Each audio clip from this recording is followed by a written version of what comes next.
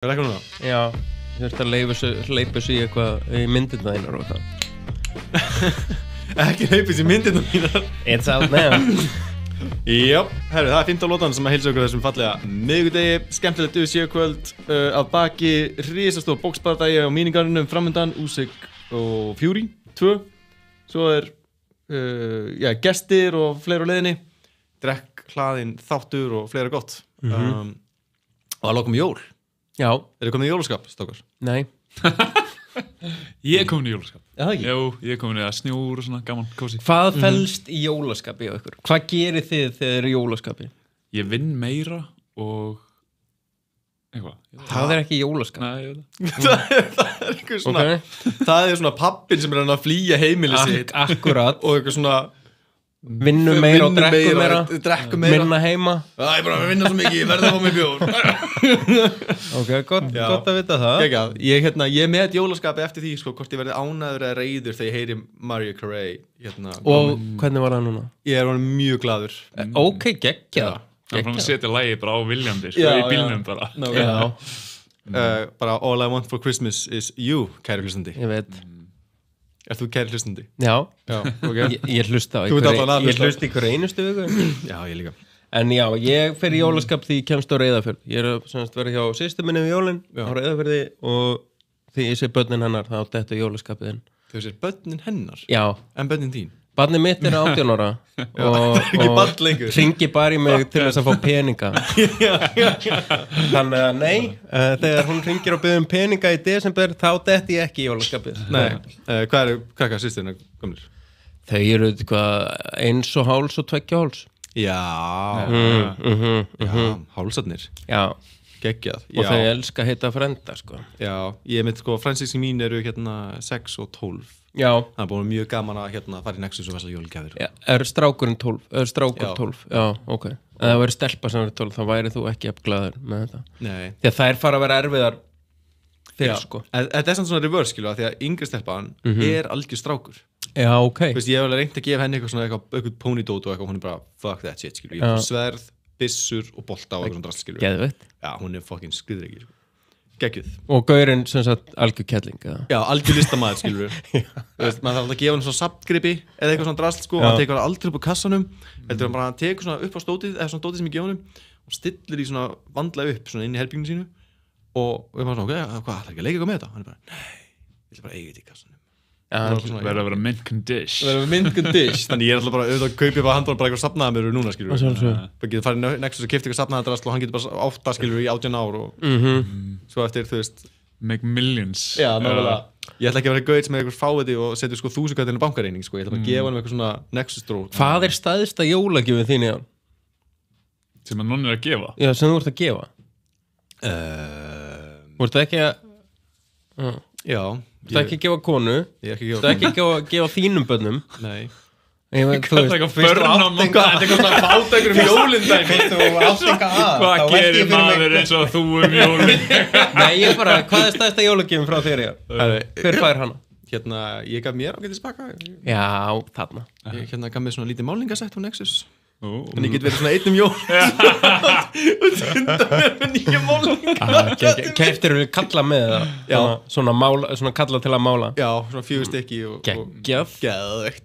Má engin dama vita þessu af því þær myndi ekki sjá við mér lengur, sko. Þetta verður klift í prómóið fyrir þáttinn. En já, ég alveg til, ég er jóladýr samt, sko. Þannig ef eitthvað vil fá jólapakka frá mér, þá má hún senda mér skilaboð. Já, companion over Christmas. Já. Nonni kom með svona naughty and nice list. Býtu, er það ekki bara nýja Tinder bæjaðu þitt? Companions over Christmas, wanted. Já. Það farðu túristana, sko. Fæn. Túristarnir er gull jólin, sko. Tinder podcastur. Ég elska við sér komin út í Tinder. Hugsaðir allar einstæðu amerísku konunnar sem eru hérna við jólin og er að hata lífsitt. Þeim leiðist svo mikið. Þú og svo dettur nonnin, skilur, og Tinderinn, það er eitthvað, hann er byrjusættur. Þú bara eitthvað, býtu bara. Já, einmitt, það er mikið af mjög einmanna bandarskum konum sem verða hérna jólin og dreymir íslenskan jólaálf. Nýttu þér það, ekki láta þess að þennan árstíma fram með þér fara sem einhleipa maður. Nei. Nýta þér eymd og Nei, ok Gefðu þeim öllum sleggjuna í jólagjöf Nýta þér eymd og voleði Túristana hérna Einmitt, herðu Nú vita hlustundur hvernig Heiðar hugsar Já, og aðeins mikið mig Jöp Og hérna Já, Heiðar, hvað að frétta þér? Já, hvað er í tippinu? Ekki að mikið á vissu, sko Nei, en það var hérna ef að ræða Já, ég ætla að segja tóku eftir hvernig mér gekk í tippinu helgina Já, þú varst rosalegur í tippinu Ég var rosalegur í tippinu, maður Hvað varst ekki með eitthvað parlay, 3 liða parlay sem að Með 15.000 í stöður og ég fokkin hitti það Já, hvað varst með mikið undir? Já, með eina efur undir vann 1.500 Já, Damn.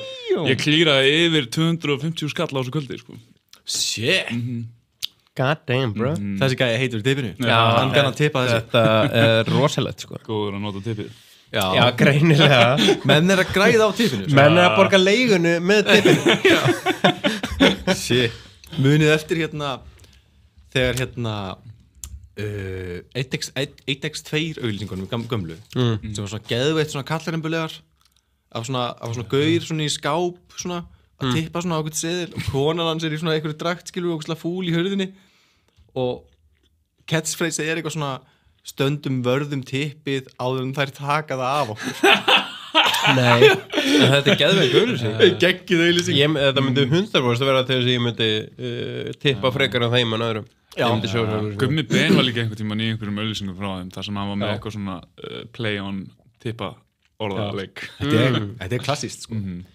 Ég mann hérna við erum alveg að fara að byrja á þetta en sko hérna eitt mann var ég bara ungur og villið svo nýbúin að læra þetta orðagrín sko einhvern tíma bara fyrir nokkrum vikum nei bara fyrir nokkrum áratugum sko hann bara ennþá fastur í þessu tímbili ég skil við erum að tala skilur þetta var í hérna þegar ég byrjuði Krummuhólum sko ég hef verið í svona 7. bekk ég hérna byrjaði mjög snemma í tippabandurum sko og hérna vinkonum systir minn þarna eitthvað og þær eitthvað svona að mála sig og eitthvað að fara jammið og ég eitthvað svona hey hérna þau eru eitthvað hérna hvernig er þetta í tippinu? Og hún fattar ekki brandarann sko, snýsir bara við og bara svona hún er að fara ripna og ég er búin að ríða svo mikið og ég er bara holy shit hver segir bara svona batn í 7. bekk við 12 ára bróðið sér já, hver segir bara svona og ég er bara jó þetta er bara veðmál og ertu bara scarred for life já ég man þetta ég er 35 ára í dag sko já, þú ert að tala um þetta núna já, ég er scarred for life setur mjög fast í mér að því að hérna, já, bæði sko lærði ég það skilur lærði bara að það mætti fara frjálslega með orðið ríða og að fórhóðun getur ripnað af ouch skilur já, það er samt alveg mikilvæg leksi að læra en bara, þú veist, þú er kannski bara með eitt orðagrín skilur og færði eitthvað svona já, akkurat eitthvað lífsleksi tilbaka eitthvað svona ausu af life experience já, nákvæmlega traumatized traumatized for life já, herru, talandi traumatized for life það var hérna Kobe Covington á móti Joakim Buckley helgina á UFC Tampa, Florida já hérna ágætið skemmtun þessi bardagi já, bara allt kvöldið maður þetta var gott kvöld það byrjaði einhver svona 4 decisions og svona stemdi í bara frekar svona rólegt og leiðilegt kvöld en svo kom bara KO og nokkrir aðri bardagi sem fóru decision en það var bara allt skemmtilegt þetta var bara einhvern veginn kvöldi var alltaf uppleið, það var bara næsti barðið, þetta var alltaf bara betra og betra og meira skemmtilegt. Já, ég myndi segja sko frá feature prelim og upp sé þetta hérna þess verið að horfa á þetta aftur þetta var svo gott kvöld sko Já bara gullfalleg chaos nokkur Já, og bara rosa svona líka bara efnilegi gaurar svona gaurar sem að kannski eru minna þekktir en eru núna búin að stimpla sig inn sem want to remember alveg nokkri sem maður var svona spenntur fyrir á kvöldinu en mér finnst oft vera sko þannig í UFC svona, þetta er eins og fótboltaleikur sko hálfleikirnir er einhvern veginn aldrei eins og oft finnst mér ef að prílimsdæmið er bara geðveikt þá er svona ok, þetta verður decision mingart og þú veist sammála ef að prílimsdæmið er bara decision þá ok, þetta verður geðveikt mingart kannski ég er alveg sammála, mér finnst það falla oft þannig já, falla oft þannig herri, en Joakim Buckley ég ætla að leiða mér að segja að hann hefði pakkað saman Kobe Covington já. Kobe sá bara aldrei til sólar greikallinn með þér og voða, sko, strækingið hans allt fyrir utan þetta hana spinning kick allt annað í stræking var bara ekki boðlegt sko. Nei. fyrir þennan standard af UFC barnaðamanni í alveg og ekki með heldur wrestlingi til að bakka upp þú veist, Buckley bara sprólaði og já, bara kom sér á lappir leið ef að Covington náði hann niður en mér fannst bara strækingi hjá honum svo áberandi lélegt hann alltaf, þú veist, tók hann að barta bara með litlum fyrirvara þannig að hann vitum við hversu miklum fyrirvara ekki miklum sko, og veist, hann talaði bara no training camp já. Eftir bardaðin þegar hann var búin að tapa já, sko málega sko að hann átt að fá þarna, þá verið að reyna paran við Ian Garry Ian Garry Ian Garry tók spottið hans á móti Sjáka þannig að það var eitthvað svona annarkort Kobe Covington eða Ian Garry og þá hefði hann fengið 3 vikur ég var svona, short notice hefur verið svona 3-4 vikur þannig að gefið að þetta var viku setna þannig að þetta hefur verið svona 3 vikur pluss mínus einhverju dagar já, það er ekki langur tími en maður er alveg séð og svo virkar hann líka þreyttur bara snemma og Kobe Covington, hans vopn nummer 1 er kardióið já, var alltaf kardióið en svo líka bara, hann er góðin hvað, 36 ára? 6 held ég hvað, þú ert ekkert að fara að hanga á því að þú sett kardió við 36 ára og hvað, það er að mæta einhverjum ungum strák og bara, já, hörru, ég á kardió þig Buckley 30, skilur við bara Colby Luka ekki eins og einhver elite fighter sko. Þú veist, hann var það kannski á einhverjum tímapunkti en hann er það ekki lengur sko. hann á ekkert séns í þessu toppáratu í veldivittinu sko. Nei, klálega ekki mér veist að það er bara algjör svona já, það voru bara algjör kynslóðskipti já, ég sammála það var svona, hann var aldrei samfærandi hann skemmtilegur á mæknum fyrir og ég elska að hlusta blaðamanna við til með honum hann var skemmtilegur á leiðinni inn í hringir með Hulk Hogan bar bandarinska fánin lélegasti cornerman of all time já, og lægið bara I am a real American þetta er eins og einhver svona Will Ferrell mynd pínulítið þetta er svona yktur karakter eins og úr Talladega Nights eða eitthvað mjög yktur karakter, þið sáu að hann reif svona bólun af sér þegar hann var að mæta í búrið þannig að klæða þessu hann reif hann af sér eins og Hulk Hogan eins og Hulk Hogan gerði svo það væri auðveldar að rífa hann sko. Hulk Hogan gerði þetta eins í gamla dag í wrestlinginu, þá reif hann alltaf á bólun rifin allir svona í spað og svona já, það er þar ógeðslega nett sko já, það er ekki ég meina, hversu vandrarlega, þú veist, þeir geta alveg rifið svona ból, en hversu vandrarlega menn hafa lent í vandræða með það er gott í þessum bólum sko. hversu vandrarlega þetta væri að þú myndir byrja og þú myndir ekki ná að byrja það gauður hafa lent í sko.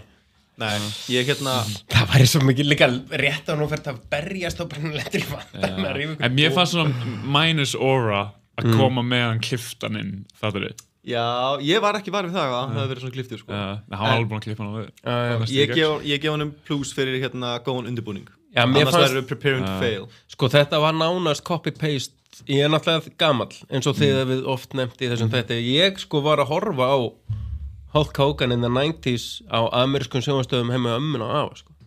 þá var hann líka með kliftan ból sem hann reif alltaf já ég lofa jóladísinu minni sem þetta senda skilabóð eftir þáttinn að ég mun púla þetta move en með bólinn? með bólinn á aðfangadag nice. Er það jólagjöfin? það er jólagjöfin nice. já, nice ég kannski bara ríf þennan upp sjálfur það er bara reynda trillt sko það er fucking trillt en þannig að mér sko Kobe Covington gerði allt rétt fyrir bardagan alveg þangur til að bjallan hringdi að þá einhvern veginn var þetta svona já, nú er sjóið búið já, og svo er Buckley líka bara svolítið svona kryptonítið hans Covington því hann er svo ógeðislega líkanlega sterkur já, hans mikið og svona með svolítið sérstakann strækingstíl sem er samt alveg effektiv og ég held að ég myndi henda Covington miklu betur að vera á móti gaur sem væri með svona hefðbundnari kickbox stíl og var ekki svona mikið nöyt svona mikið holdanut hvernig ætlar að halda þessum mann niðri? það er ekki sens, hvernig ætlar að taka hann niður sko? akkurat og bara þegar hann bara tróð olbúan sinni niður í öxlina og sprólaði vel á hann og þá var hann bara, þetta er ekki að gera nýtt that's not gonna happen bro þetta er ekki að fara að gerast þess vegna Kobe okkar náttúrulega brjálaður yfir því að þetta var stoppað sem hann nú bara verið þakkláttur fyrir samt sko mér fannst hann bara þakkláttur fyrir það sko mér fannst það að nefndi sér ekkert lengur sáuðu líka, það var eitt sem ég tók eftir þegar dómarinn kom til hans og sagði eitthvað wait a minute, eitthvað milli lotnað eitthvað og hann bað læknir að koma hann fyrst og kíkja það snerti Kobi á sér augnbrúnina eins og hann var að reyna að opna það með ég hugsaði einmitt sko og það var ekkert að leka Kattmaðurinn var búin að bara redda þessu, gett vel og hann að fara að byrja að lótinu og hann byrja bara svona á að draga hérna bara svona eins og hann vildi að myndi opnast sko. Dómarinn segir við hann eitthvað wait a minute eitthvað og fyrir hann næri læknin til að kíkja á þetta og þá kemur hann snertir og þá byrjar að leka blóð og ég var bara eitthvað, hann að leita át sko. Okay, þannig að þeir eru með svona pínu samstæðiskenningu að Kobe Covington hafi viljandi opnað sárið upp á nýtt þegar dómarinn stoppaði bardagann til þess að opna sárið að fá blóðið á flæði áður en að önnur lótan byrjaði áður en þriðja lótan byrjaði þá fór dómarinn upp á hannum og það var ekkert að blaða neitt og sagði hann býta eins og sótti læknin og áður hann og meðan hann var að sækja læknin þá kom hann við auga og fór að blaða eftir og líka bara þegar hann gekk út í þriðju lótuna þú veist, bara go time og þá bara labbar hann út, gerir þetta við augað svona, þú veist, ég vil ekki alveg halda þið fram og fullir að þetta hafi verið það sem hann var að reyna að gera en ég hugsa hann var annarkvort að reyna að leita át eða finna afsökun kannski hún bara, þú veist, böggar hann er að reyna að opna auga betur og sjá, þú veist maður, þú veist, það er alveg eðlilegt að snerta þetta sko. Já, þú veist, ég er náttúrulega ekki lent í svona köttin ég er lent bara, þú veist, að vera kýldur nokkuð sinnum í auga og þú veist, þá er bara svona erfitt að halda því opnu og maður vill kannski svolítið aðeins svona, þú veist, íti í það Ég er alveg til í þess að samsæðarkenningu sko, að það líka hérna, ef ég myndi segja þér, heyrðu, stopp, heiðar auga að þér þá veitum við svona eðlilegt að þú myndir svona fara með hendin í auga, skilur hann vissi samt alveg af augunum sér á þessum tíma þetta var ekki einhverja nýja, þetta var ekki, þú veist, ég veit það what? Nei, ég held að það sé samt svona tildulega eðlilega viðbragð því hann var búin að vera í augunum sér allan tíman, skilur alveg bara samt þú átt að vita og átt að geta verið að fikta í að vera eitthvað vasilínda saman og bara eitthvað, þú veist, kraftmaðurinn að vinna í svo gett svo bara þú veist ég hafi aldrei séð bardaðamann að þér tróða fingrinum í einhvern skurð sem er ekki að blæða en þú veist, svo gera menn oft vitleysur sem menn hafa reynda, þú veist, að snýta sér út á nefið þegar er nefbrotnir þú veist, þetta er bara eitthvað eins og að þú veist, maður kannski átt sér ekki á fyrir maður í þessum aðstæðan sjálfur hvað þetta er bara eitthvað svona þetta er bara skrítin tímapunktur læknirinn að fara að koma að kíkja á þetta, ok kom blæðingun á þeirra stað hérna ekki stoppa þetta en hann sagði svona líka sko hérna, ég var rétt að komast í gang sem er samt þú svolítið það er ekki rétt í þessum bardaga en í venjulegum Covington-börnum er það alveg rétt hann er bara rétt að komast í gang í byrjun þriðju lótu að þú veist, hann náði náttúrulega, þú veist Buckley fór í eitthvað rugl, þú veist Buckley komst í mount í þriðju lótu svo bara nei, ég ætla bara að leiða að standa svo fór hann aftur að grappla við hann og bara svona, ákveður þetta grappla eða ætlar svo að gefa upp mountstöðu ég var alltaf með sko 250 skall á að myndi klára í þessari lóti hvað það gera svo rundan einhvern træðingur og ég bara en það er út af því að það er rosa erfitt að halda mountstöðu þú ert rosa ótraustur í mountstöðu þess vegna í dag eru oft bardagamenn vilja vera í hérna halfgard vilja vera í halfgard til þess að vera með press á miðmónum til þess að auðveldar að halda stöðinni ég held að aðlaga þetta, þú veist bara transitionið úr halfgard í mount sem að, þú veist nei, að mount eitthvað, það er ef þú ert á móti sterkum gaur og þú ert á mountan þá er miklu auðveldar að vera hann að koma sér úr stöðinni heldur en ef þú ert með mjöðminnaður og mjöðminna hans mér finnst líka sama side control mér finnst það ekkit rosalega, mér finnst betra að vera í MMA held ég að sé betra að vera í halfguard heldur en side control líka það er miklu auðveldar að koma sér úr side controlinu heldur en halfguardinu, finnst mér mér finnst bara halfguard þú veist það sem þú ert með aðra löppin inn í gardinu og hina löppin úr það finnst mér bara að vera besta staðan til að halda stöðu og ground and pounda í MMA ég get alveg skrifað undir það sko mér finnst hérna, ekkert að ég sé eitthvað hókin á reynslu sko en þá svona hérna, það er halfguard bara mjög valid staða í MMA sko en þú er búin að jetsa töluvert ég sem bara kvíðbeltingur þegar þú ert á móti gaur sem er líkanlega sterkur eins og Buckley, þú veist, ef þú er að gleyma móti mér til dæmis nei, ok, ef þú er á móti gaur sem er mjög sterkur og þú ert að mountan hann getur alveg komið hendinni inn undir og bara íttir af það er alveg hægt það er alveg hægt en ef þú ert með hann í halfguard en það er líka alveg, þú veist, ef þú notar hérna ef við kemur fótunniðinu vel fyrir, skilur við, þá og þeir sem meðmónum þá þetta Joe Sesson sko. Já, ég skulum mæta á æfingu, skulum sjá. Já, drullaður á dýnuna. Það var leiðin á dýnuna. Svo ég bara alltaf eitthvað að leggja teppi og eitthvað heima á mér. Þú breytist alltaf í eitthvað svona tyrkneskan teppaleggjara þegar þú ætti að vera að mæta á jitsæfingar. Býta á allir sér gangi minn, hann svo flottur sko. Já, ég trúi það alveg.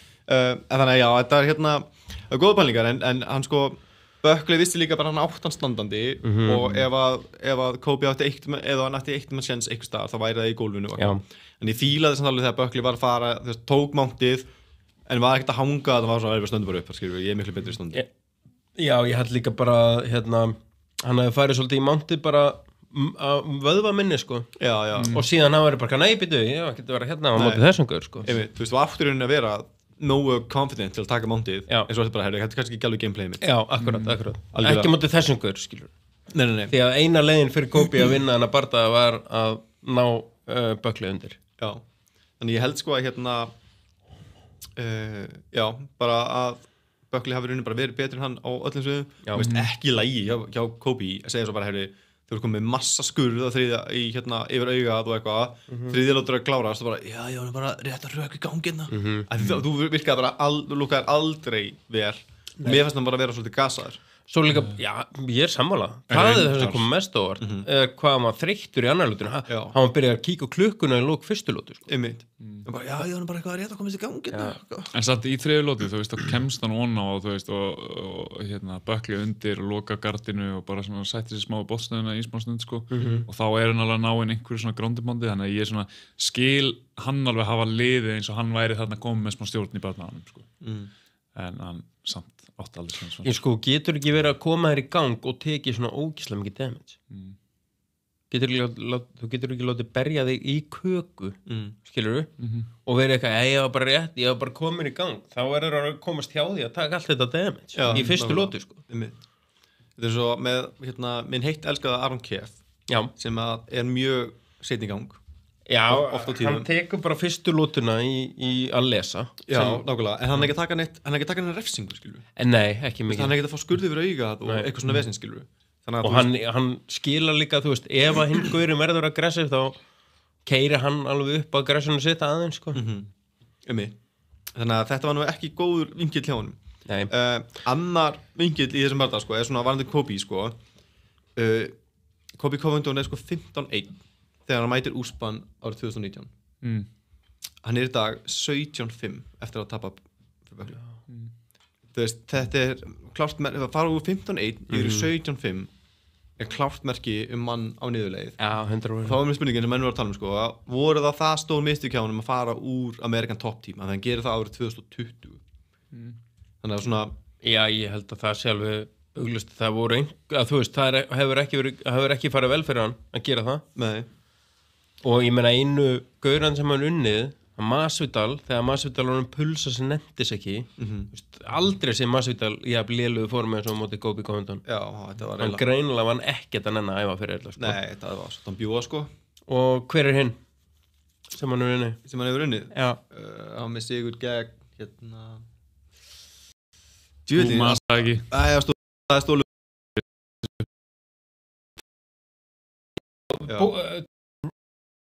Done og Run and Done Masvidal eru sigrarnir hans það eru ekki sterkir sigrar sko. Nei, það var líka bara Tyron Woodley eftir hann tapaði beltinu Akkurat, ég meina hann var bara sko, Tyron Woodley var hann svo leiðilegur á þessum tíma sko. Það var bara, það var engin sigur hann sko.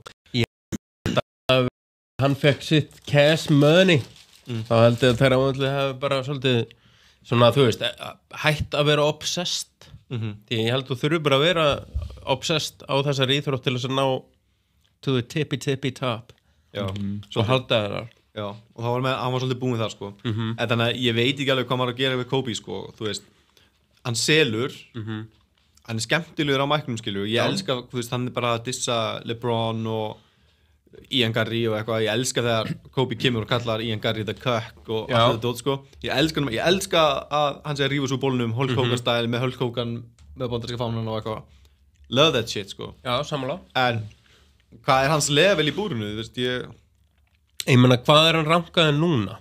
Hann var alveg rankaður á topnum, sko. Já, hann var ekki í þriðju eitthvað, hann það ekki lengur. Hann hefur alltaf tekið 9. eða eitthvað hann. Hann á ekkert að vera að berjast með einhver gaur í toppárni veltuveit. Ég með bara það fyrir hann, það er Michael Chandler. Nei, Michael Chandler myndi... Hvað, þannig að drepa Kobe, eða? Michael Chandler myndi berja hann í köku, sko. Já. Michael Chandler átti breaki í Oliveira í 30 sek hérna í síðasta plata sem alveg 29,5 sekúndum meira heldur en Kobe myndi að breaki í Charles Oliveira. Já, og samkvæmt Michael Chandler þá vinnur hann Oliveira 9 af hverjum 10 skiptum. Já, ég meina þú þarft að vera delusional til að ná langt í þessu líka og Chandler það greinilega. Já. Ég held að Chandler Colby væri flottur bara það.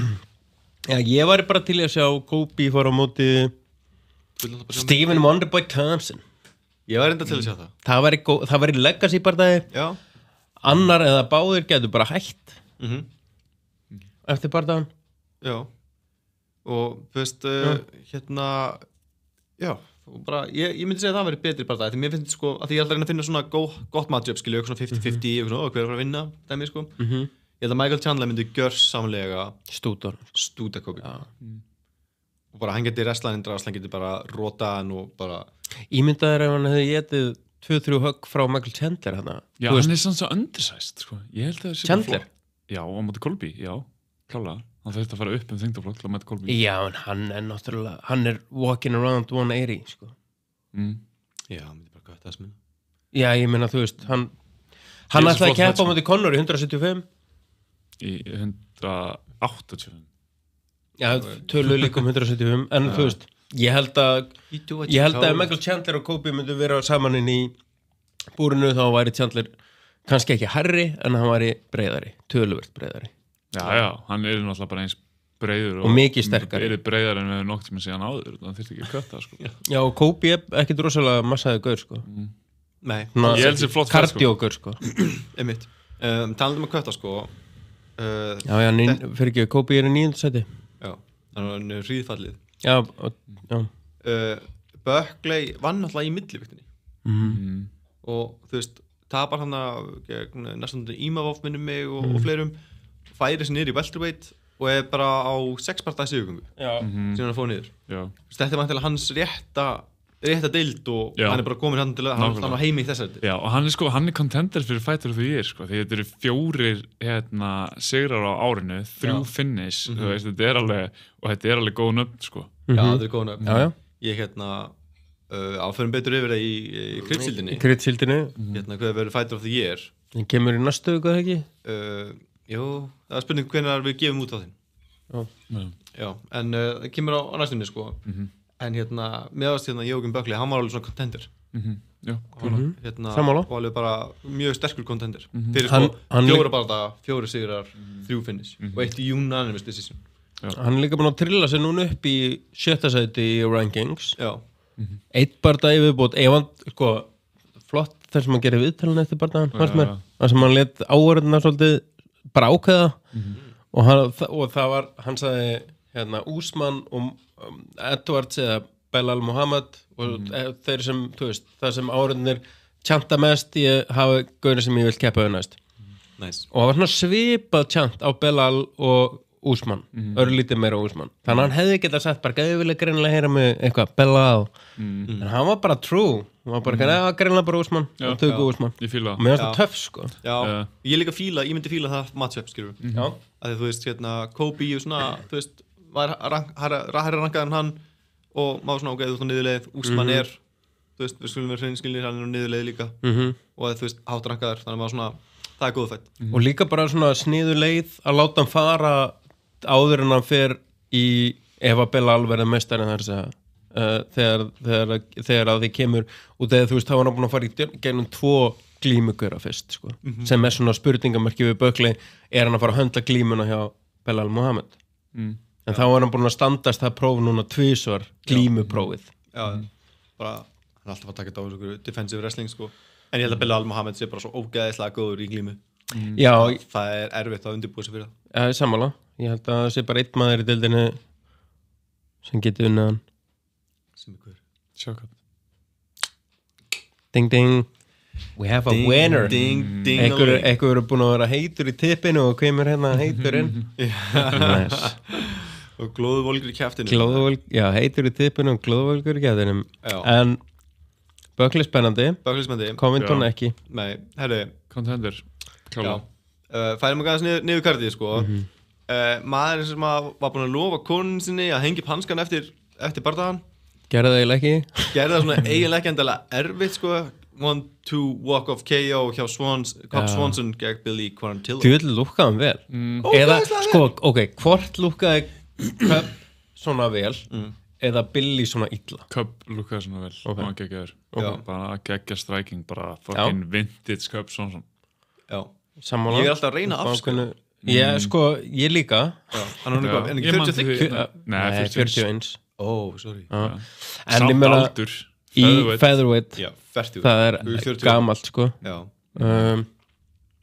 en já, ég er líka alltaf að leita leiðum til að afskrifa Cobb Swanson út af því ég horfa á aldurinn og gleymi síðasta bardaðátt með honum en eins og ég sagði síðasta þætti hann er bara búin að vera tap á vinnandi skipti hann getur ennþá, þú veist, bara já, en Billy á að vinna þennan bardaða Billy á að vinna þennan bardaða hann á að gera það örugglega þetta, fyrir mér var þetta feil hjá Billy þetta var svona pínu layup fyrir hann að, þú veist, hefði geta verið pínu layup fyrir hann að mér varst hann klúðraði ég er bara ósammála með Cobb Swanson er bara geggjaður hann var bara með 1-2 og svo var hann að taka slippið slippið allan tíman ég meina, hvenær ætlar að djösta þessu ástvist einu slipp á móti gaur sem er lagri en þú með styttara reach en þú ef hann hefði bara eitt hægri króknin sem örlítið þá hann ekki náðu þessu slippi alltaf já, en erum við ekki líka bara ofum með þetta Billy Quarantillo jú, mögulega þú veist, hann með 3 töpar síðust 5 bördum Edson Barbosa nýjaðan bara í fyrstu lótu það var svo myndi Yusuf Salal og það bara myndi Cobb Swanson jú þannig að ég svona ég þarf að fara að taka þetta nammi af borðinu þú verður líka svo æstur já, það er slaka eins á við erum bara búin að taka þetta ég veit ekki hvernig svona cellofón hljómar Við erum ekki alltaf að tala um þess að mækar séu svo hljóð bla bla eitthvað þetta er hérna á bakvið sorry, ég er bara ekki búin að borða nýtt nei, það er alltaf leið hérna, gott mál ég held í alvegni að ég sé bara búin að ofmeta Billy Quarantillo alveg bara gífurlega í hérna í dágóðan tíma sko að þegar ég spáði hann sigri gegn Edson Barbosa sem er sko bara hérna í april 2023 þegar við erum bara nýbyrjað með þetta podcast og hann tapar því, vinnur svo Damon Jackson tap og tap, hann er aldrei að taka þessa bardaga sem hann á að vinna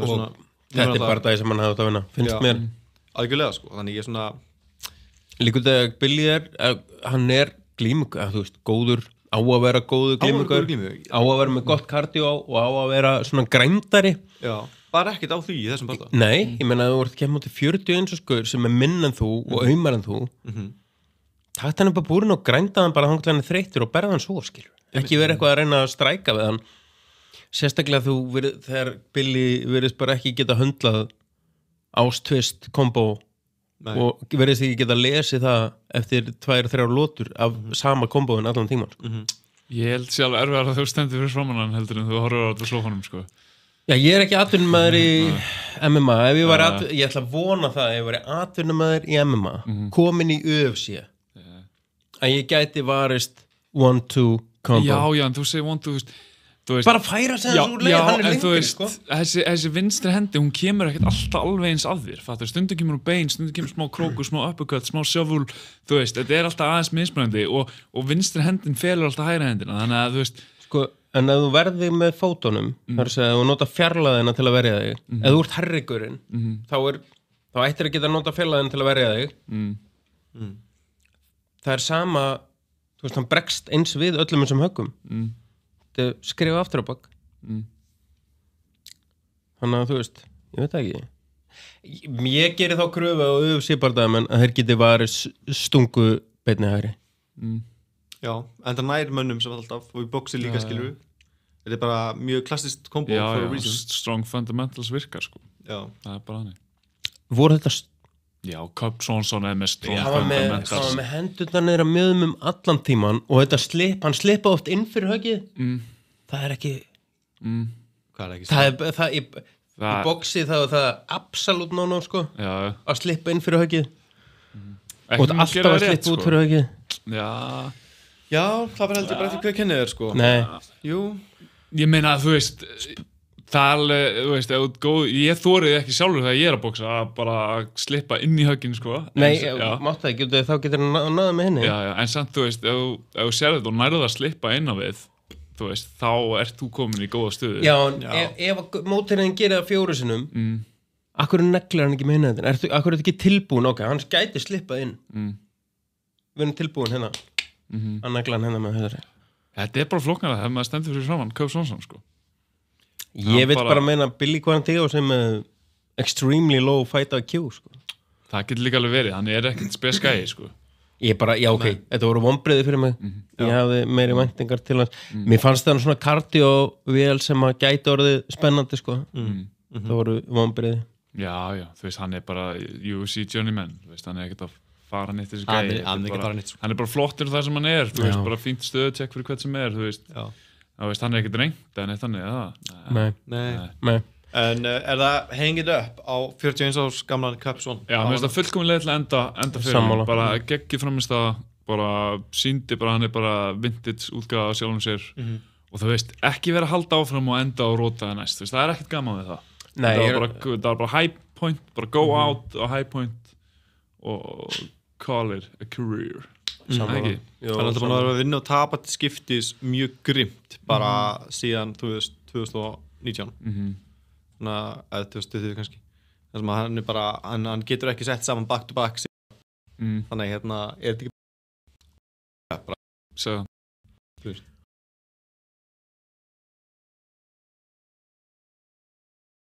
hann var á konum og hann ekki að hann vart semast hættur. Kannski. Þetta svo geðveitt erfitt að hætta, þú veist, að bara segja bara, herri, ferillinn minn búinn, nú ég hættur. Það þú veist, þú varst að koma af bara walking chaos, skilur. Svo þetta náttúrulega líka bara svo þetta líka bara brjálað að vera inn í þessu búri og hérna Íþróttamenn lenda mjög mikið í því, þú veist, þegar ferillinn búinn. Þú veist, þá allt hérna fann hann bara að lifa bara einhverju geðveitt rólegu lífi og það var annar bara, þú veist, 1000 manna sér öskanafnið þetta og eitthvað. Þetta bara erfitt mjög erfitt að hætta. Já, þetta þekkt í fótboltanum mikið þunglindi, mikið vandamál fyrir svona topp high class fótboltakur að þeir hætta, sko.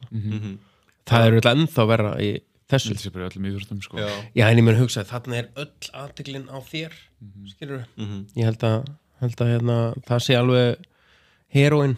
Það er með 20.000 manns eða eitthvað garga nafnið þitt. Já, það með áhugavert, sko, að stríðisfréttamenn og bardamenn eiga það sameiginlegt, sko, að verða miklu svona kókaínfíklar þegar ferillinn fer á niðurleið, sko. Þegar fréttamannum kemur úr stríðsaðstæðunum aftur heim og það bara allt rólegt, skilju, og bara Starbucks og eitthvað og bardamaðurinn sem bara vanur að berjast og allir að tjanta nafnið og þú bara super high, skilju, svo enginn að pæli þér að þá getur einhvern veginn bara, það leitar eftir þessu dópamin-fixi öðruvísi vantanlega.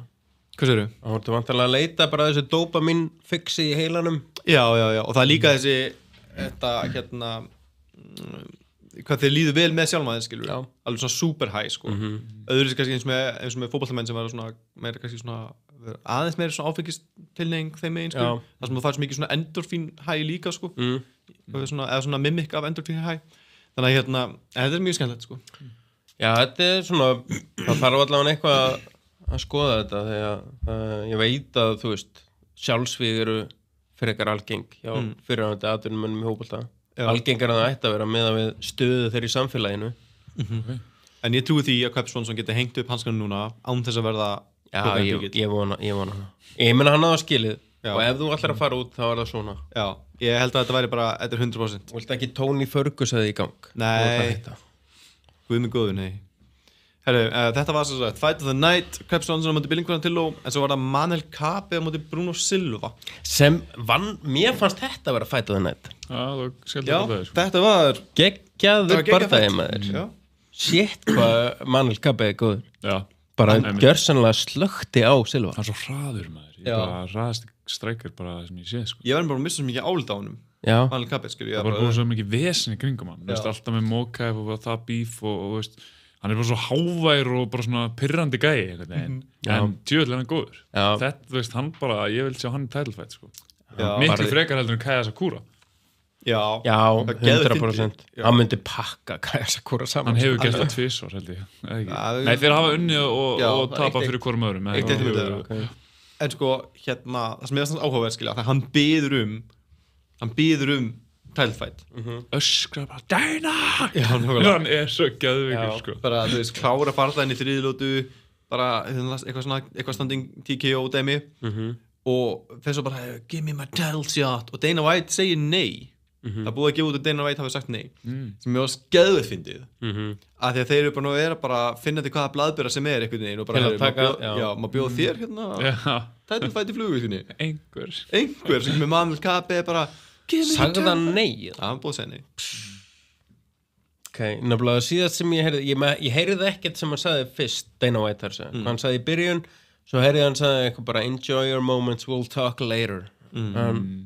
ég held sko að maður ekki gett sér neitt greiða þegar hann segir hérna, þegar hann tekur mækin og segir eitthvað svona hérna, ég veit ég má ekki blóta í sjónvarpinu en fuck Adesanya, fuck þessi gæi og eitthvað og maður bara, sko það að segja ég veit ég má ekki blóta og fara svo blóta gett mikið þú ert ekki að gera neitt greiða þú ert bara að segja við Dana White bara, herðu, ég er 100% meðvitað hvað ég er að gera hérna og ég ætla samt að gera það I'm disrespecting your rules for a reason Akkur hann segja fuck Adesanya svo eitthvað vídeo Adesanya bara akkur hann segja fuck ég Akkur Adesanya en mér er bara að gruna að Manel Kape sé sko nöyt heimskur já snar geðugur líka ég ekki blanda ég held að það sé rétt hjá ykkur en ég er svona já talaðu eitthvað gaur í milli þegar þú ert í featherweight sko já, en er þetta eitthvað bíf í gegnum hérna Kaikara Friends það verið hvernig myndi það verka? og þeir eru báðir frá Nýja-Sjálandi og eru vinir saman tíma og eitthvað Is he frá Kína? já, auðvitað maður, ég fann að gleyma því maður Chinaman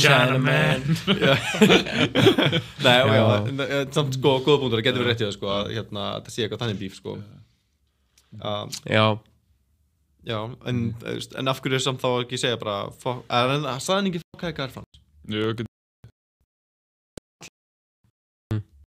það getur verið mér varst sko hlut Manel Kape rjúka upp í verði klálega eftir þennan bara dag sko að það var alltaf að segja hann væri spennandi ég var ekki fann að sjá hvað var svona spennandi að því að þú veist maður svona þessi Mokaev bara það var svo hrikalega sko brendur inn í hausinn á mér sko maður var svo spenntur fyrir þeim barða allt þetta bíf og það bara þú veist það bara extra security áður en barðaðin byrjaði þeir voru bara langað svo mikið að berja hvernig annan fyrir utan búrið svo bara svona byrjaði barðaðin og þeir voru bara svona alveg góðir nefndi þess ekkert sko þannig að svona maður svona varð fyrir svo miklu vombrið með Kape þá sko en núna allt í einu bara eitthvað vá hvað þessi gæi góður já, hann er geggjað sko þannig ég svona en hvað við þá gera við hennu, hann fær ekki til bara hann þarf að býða fyrir öllum blaðberunum skilur þegar fá blaðbera hérna, sem fá barða á undan ekki bara Kaikara Friends eitthvað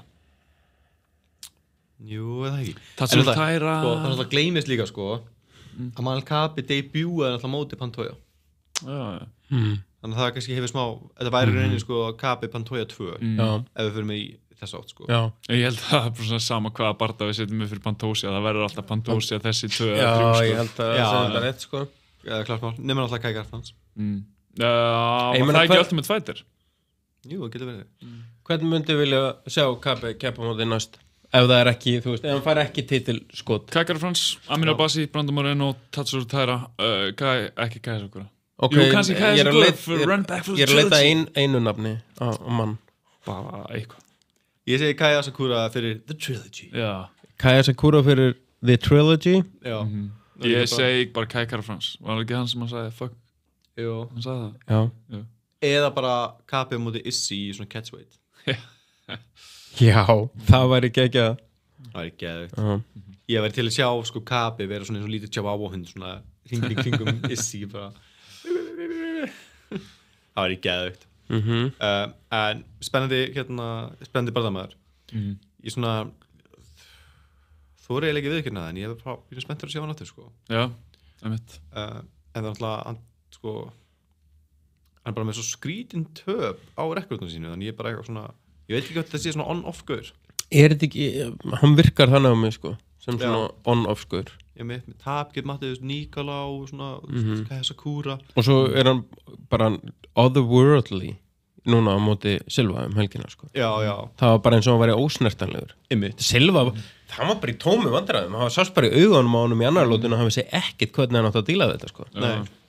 Einmitt. Sérstaklega eftir hann fór að fara í bodyð sko, þá tók maður bara hvert einasta bodyögg tók svo mikið úr hún sko.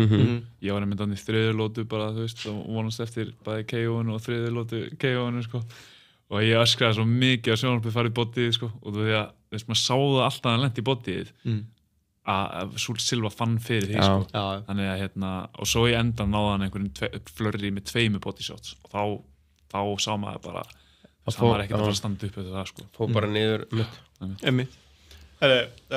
Spennandi með Mel Gabi vonandi sjá hann snemma á næsta ári Performance of the Night og Dustin Jacoby á móti Vitor Petrino Vitor Petrino bara fraudcheckaður? Nei, þetta var bara svolítið lucky dæmi mér fannst þetta var auðvitað Sigurður að segja að það hafi lucky strike Nei, þú veist, þetta var góð bardagi mér fannst Petrino vera á leiðinni að fara að vinna en þetta knockout, þetta alveg nákvæmlega eins og Kamaru Usman á móti Masvidal þetta bara, þú veist, ég sá þetta ég var bara, wow, þetta bara alveg eins og ég fór að skoða, þú veist, þetta bara nákvæmlega sama, þú veist, Petrino að fara að henda í vinstri krók hann bara fljótari með hægri krossin sinn og þetta bara alveg eins og Kamaru Usman á móti Masvidal Já, sko ég á því að Petrino sé að búið að fraudchecka hann vel núna ef við horfum á tölfræði í þessum barða þá eru þeir með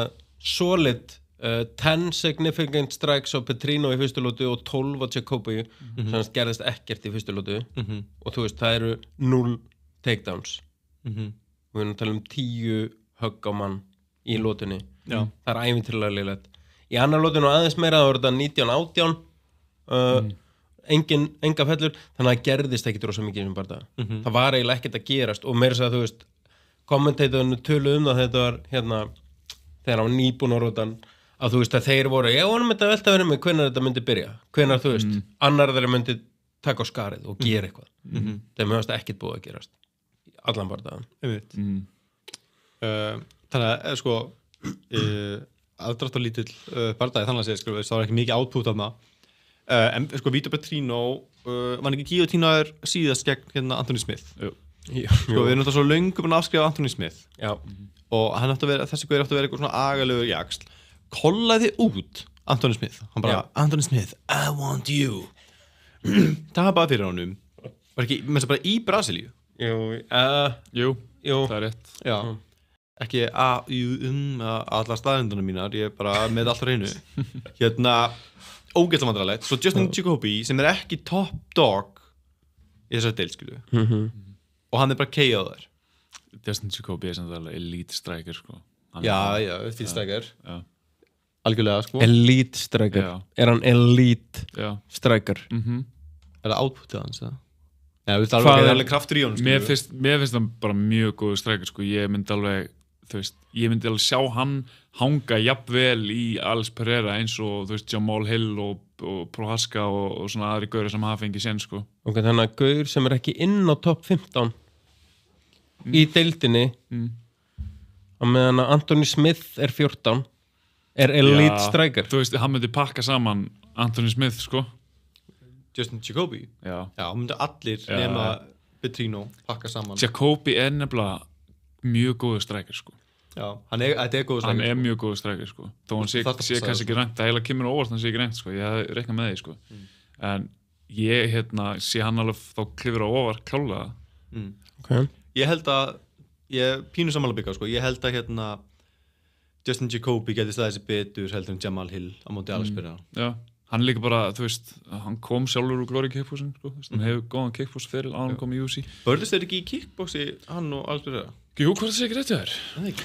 Ok, Justin Jacoby frá því sko og því hann vann Da Wong Jong 22 þá var hann búinn að tapa mútið Kyle Roundtree Asamat Mursanakov vinnur Kennedy Enchenko tapa fyrir Alonso Manfield, tapa fyrir Dominic Reyes, vinnur Vitor Petrino. Það er ekkert elite level við þennan mann, sko. Já, þess að þú veist, töpina þetta allt sterk göra, sko. Já. En hann náttúrulega bara kickboxing bara við Alex Pereira og tapaði í 2 mínútur fyrstu lúti. Sem samt betur en Jamal Hill, stóð sig. Já, vissulega. Þannig En ég held að Dustin Jacoby sé bara nákvæmlega sem hann á að vera. Þú veist, hann er fínn strækar. Ég gef honum að vera fínn strækar, ekki meira. Og hann er ekkit frábær í gólfinu, en þú veist, hann getur bjargað sér í felluvörn og eitthvað. Hann er fínn hann sem eitthvað gatekeeper fyrir top 15. Ef hann fer inn á top 15, þá tapar hann bara. Hann er ekki, eini maður sem hann vinnur í top 15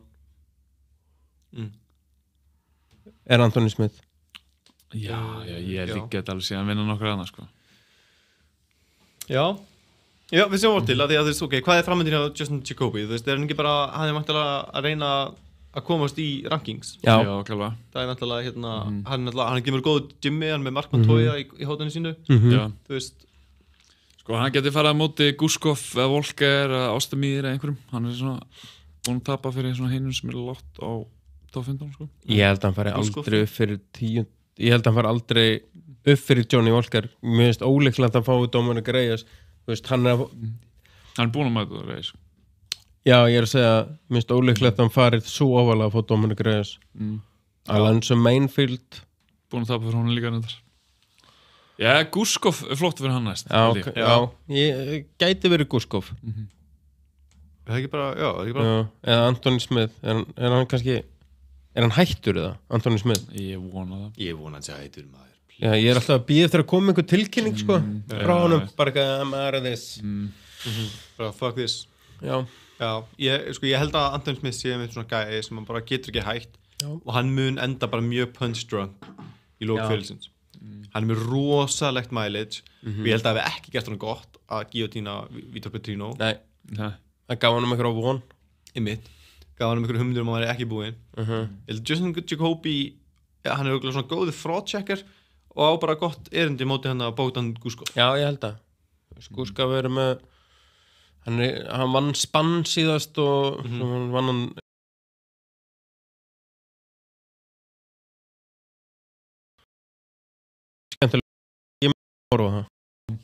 Ég myndi gera það líka því ég horfi á allt. Ég veit þú horfir á allt. Ég er bara já, þetta er fucking fík maður. Hvað, ég sé það? Já. Herru, svo var það honorable mention að spikka sem heldur betur deliveraði, það var Daniel Marcos sem hætti Adrian Yanez. Þetta var geggjað fætt. Já. Þú varst á Marcos lestinni, ég held að ég og Heiðar höfum báðið sagt Yanez. Já, sýnir hvað þið eru villir. Ég grætti penning á þessu, ég setti Marcos by decision. Já.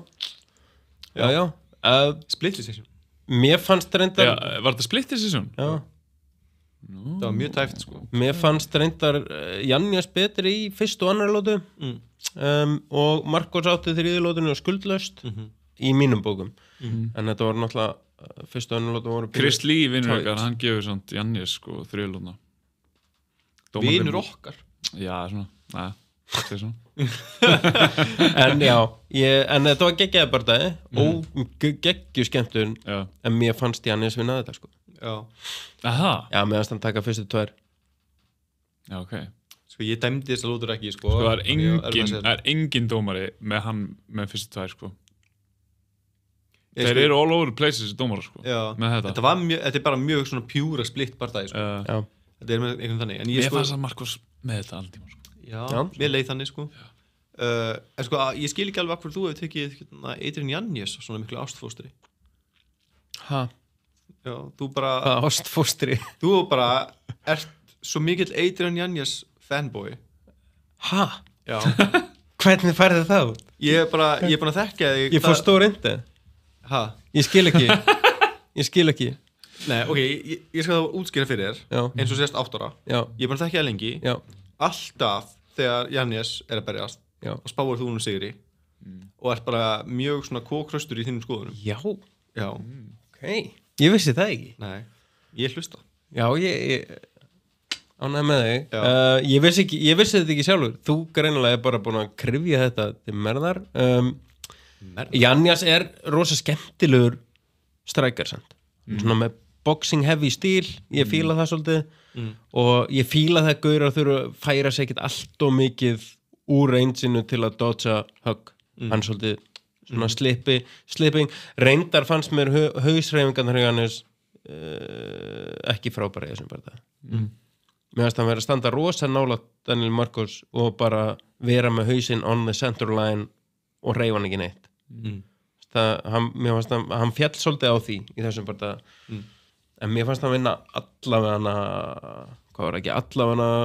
fyrstu lútuna allavega aðra lútuna fyrsta lútuna fannst mér vera mjög tætt þetta ekki bara svona eins mikill splitt bardagi og þeir gerast skilur en Marcos spennandi ógeðslega spennandi 17-0 já og bara lúkkaði vel í þriðlótunni mjög vel og þú veist fór í einhverjar fellur hérna til þess að svona tryggja sýndi gott fight IQ til þess að ná inn einhverju control time þannig að það var ekkert að neita honum þessa lóti sko það snuði til honum það líka bara með svo fallega stíl sko bara gaman að horfa á að berja sko eitt sem að ég samt tók eftir sem að hann verður ég veit ekki hvort það gerir þetta alltaf en sem hættulegt hann droppaði alltaf levelina og hann reyndi yfirhandar hægri höggið sitt Nei, ekki svolítið klassíkt eða kannski ekki alltaf hvenær ætlaði að fara að lesa þetta settu hnið bara út í loftið einu sinni og prófa að segja hvað gerist betri bardagamaður hann hefði fengið hnið í höguna hann á móti betri bardagamanni ég alveg handviss það já, ég enda alveg þegar þú segir það sko þá mér finnst svona eins og ég tók ekki að þessu sjálfur sko en þú veist, ef það komið rít frá þér og það veist mér svona eins og þjálfleitan þetta líka já, mér fannst þetta skrítið mér fannst skrítið svona að það væri ekki meira þegar kommentatorinn sá þetta ég sá þetta þannig að skrítið að það hefði enginn sagt þegar bara herðu þú veist, prófaði bara að setja eitt nýja fram einu sinni bara sjá hvort þú hittir það er bara ekki staði hvað vil ég sjá Marcus gera, er hann komin inn á rankings eða? Nei, þetta er svo fucking stacked deild sko en mér finnst að hann megi alveg fá hann er rétt í það gaur í lower top 15 bara 15, milli 15 og 10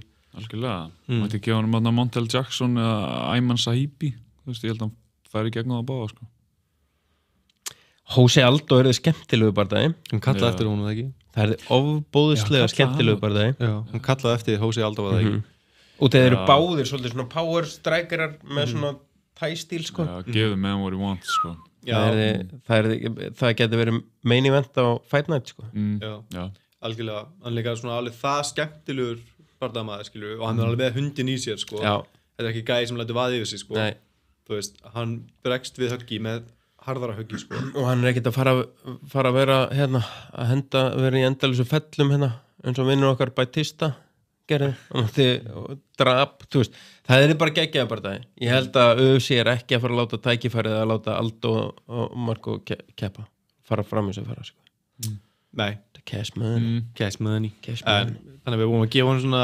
5-10 Jose Aldo er 11 þannig að já, það var mega sens ég segi bara let the man cook og ef maður segir Jose Aldo þá ertu mögulega bara með þú veist, bara stjörnum frá Peru í höndunum þannig að þú veist bara já, ef hann vinnur Jose Aldo þá er hann bara að fara að rjúka upp hennar lista sko þá bara Marlon Vera næst jafnvel bara Figueiredo sko sjá hann kepp móti skemmtilegum gaurum sko.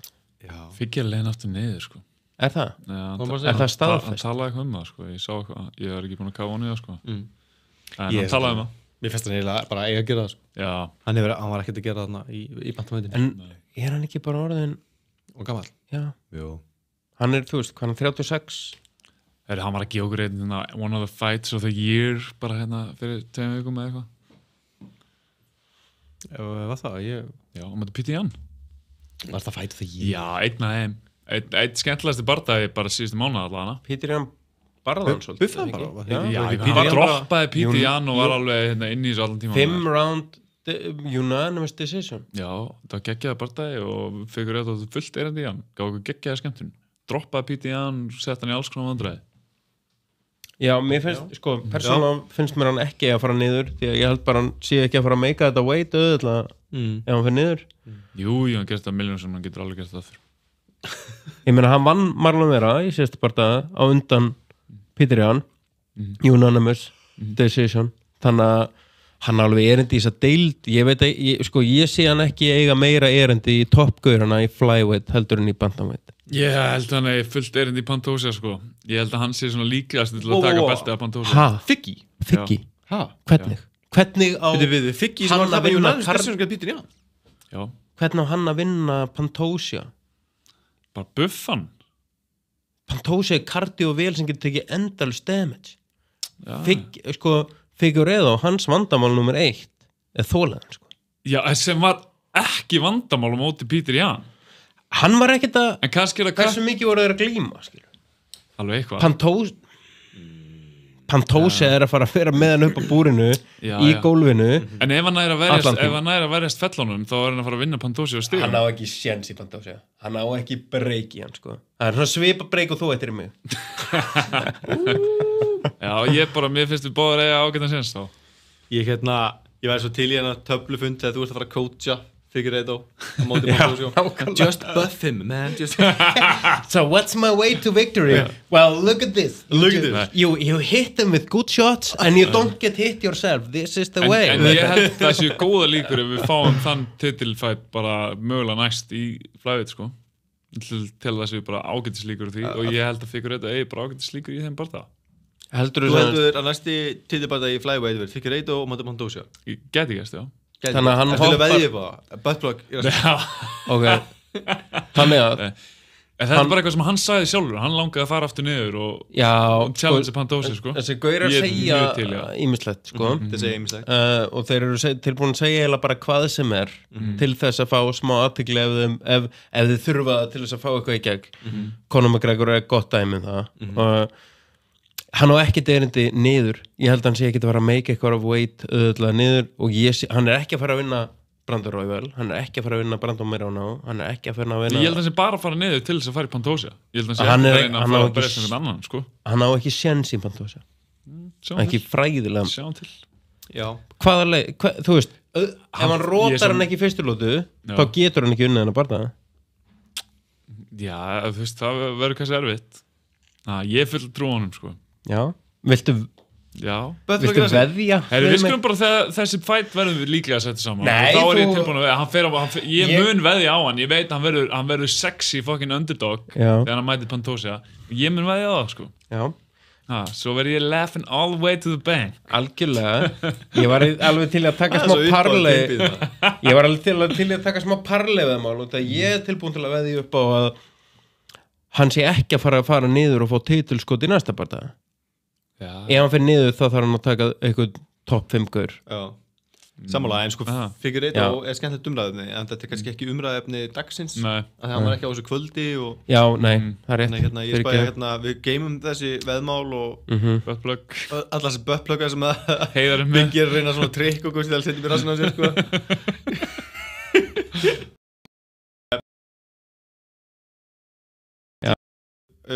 Eitthvað almennilegt og vonandi fær hann bara Jose Aldo að hann á helling skilið.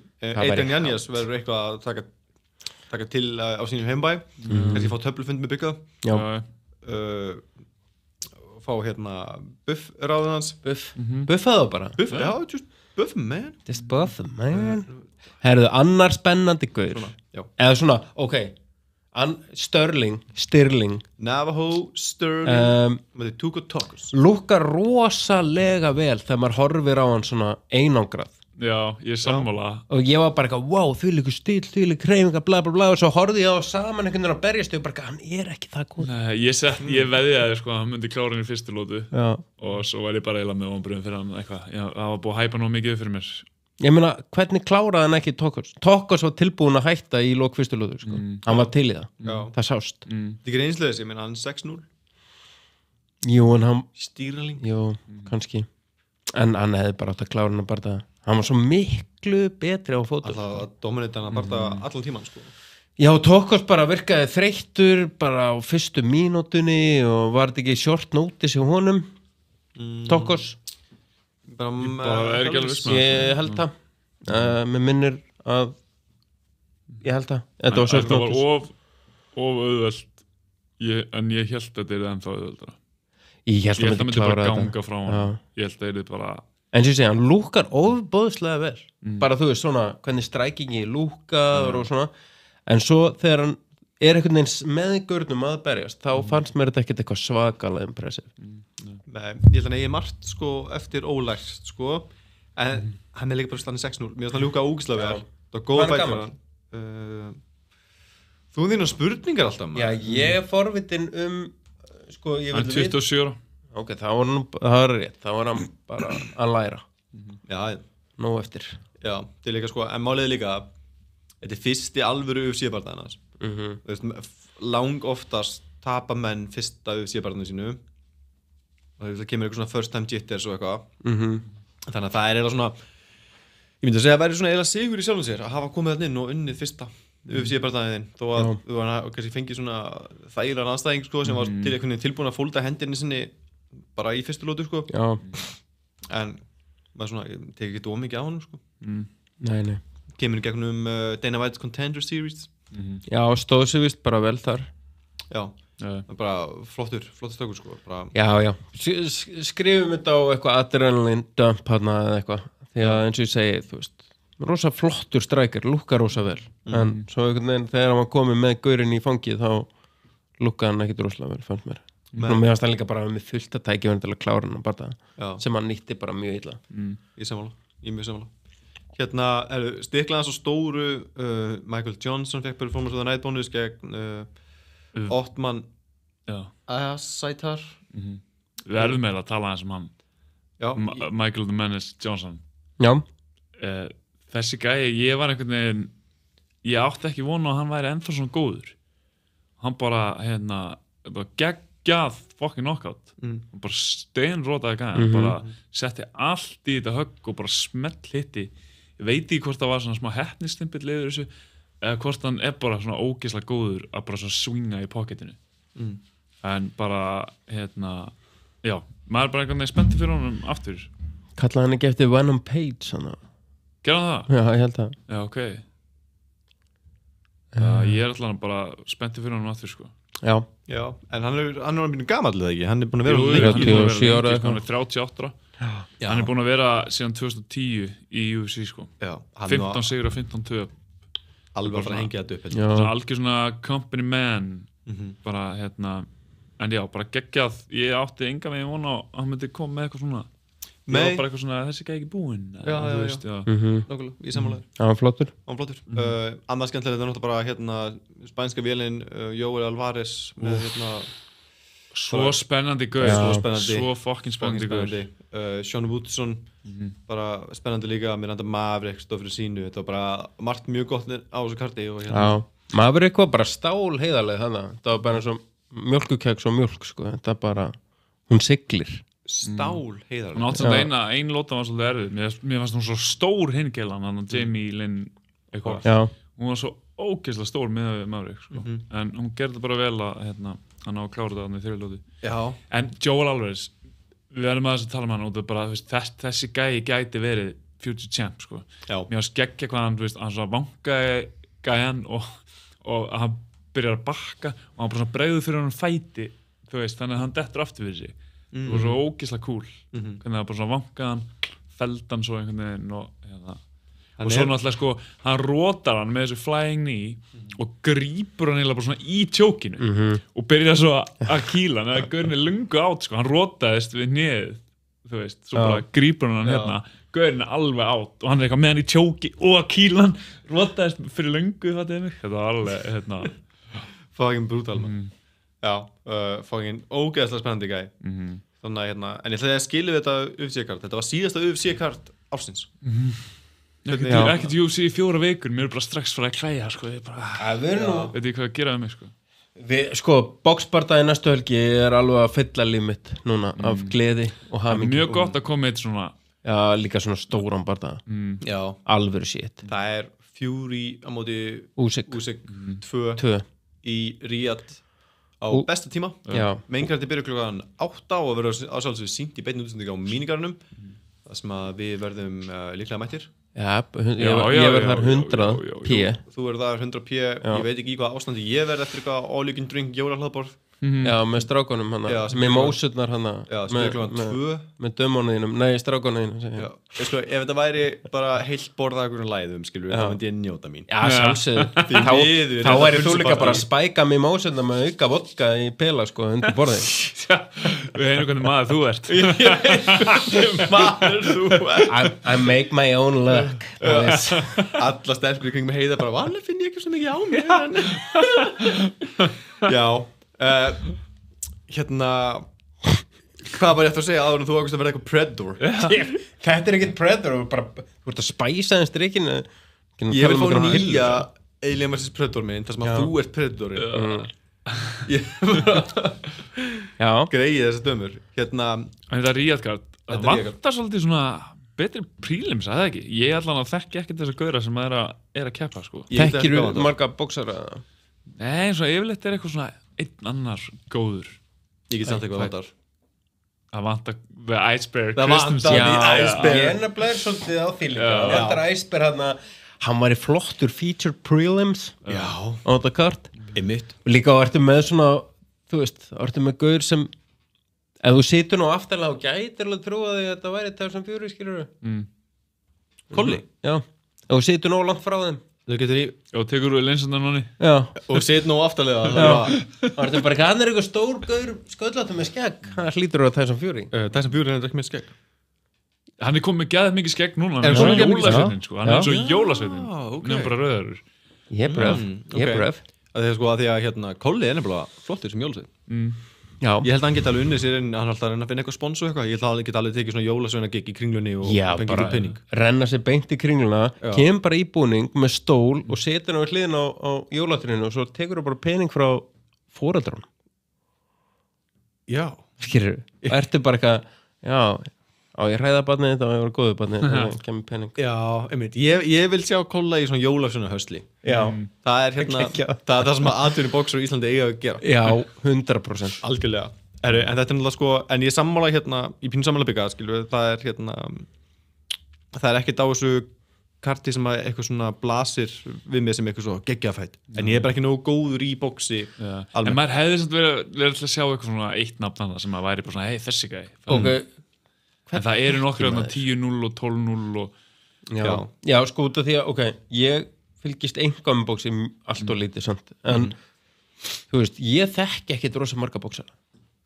Það er bara Devin Haney og Garcia og einhverju svona gaurar. En þú veist, maður Canelo og eitthvað. En þú veist að þannig er verið að þú veist að þannig eru nokkrir multiple heavyweight championship belti í boði og ég væri til að sjá kannski eitt belti annað á kvöldinu einhver WBC, WBO, IBF eitthvað, eitt í viðbót það er alltaf main event sko.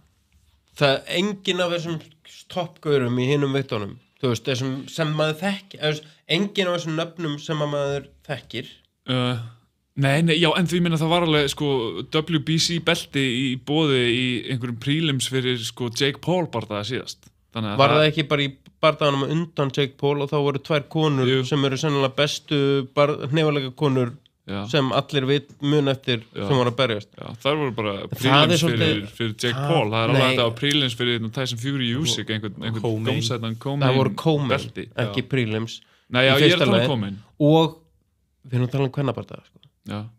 Það er bara miklu minni áhuga á því Ég er alveg til að hafa kvennaparta Já, ég er ekki að segja það sem ég er bara svona að henda einhverju belti að það Ég er ekki að tala um það sem ég er til í Ég er að tala um hvað selur og þú veist, það er erfitt að vera með kvennaparta sem main event og selja út á hann bara Þannig ég skil alveg að það hefur verið kvennabelti hann undir Jake Paul bardaganum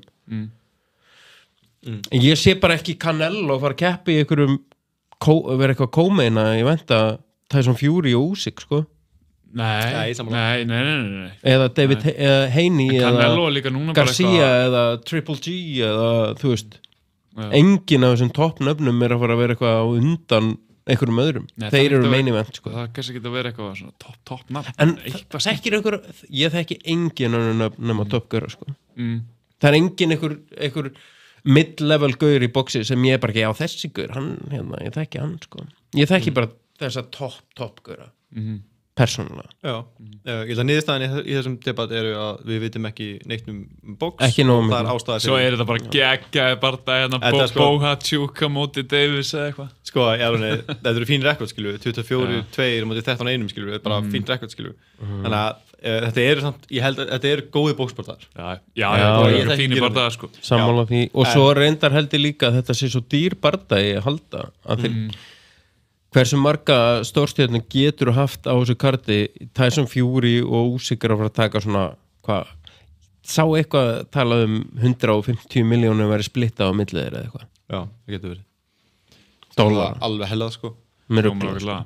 en það eru öll beltin undir öll 3 beltin eru undir í þessum bardaga hérna FPC, FP og FBA heavyweight titles undefeated Alexander Usyk og Alexander sem var 22-0 á móti 34-1 þessum Fury sko fyrir barndaginn var ógeðslega spennandi Já, það var mikill debatt í kringum hann splitt sigur og menn voru ekki alveg sammála hvernig það hafi farið nei, Það það var er- samt ekki eitthvað mikið backlash, skilur, hann var svona aðeins fyrst en svo, já, ekkert mikið sko en það er þessi 1-10-8 lóta þegar Usyk slæðir niður Fury, eða slæðir hann alveg niður á kaðlana þar sem það er bara kaðlarnir sem halda hann uppi já, og fann Sem er ekki það sama. standandi kant eitthvað sem Jú. svona er óvarnilegt að venjulegur dómar, að venjulegur sko bóksbardaði stoppaðir á þessum, þú veist, ef frekar hann tekið standing count, ef dómarinn sér ástæði til að stíga á milli þegar þeir eru standandi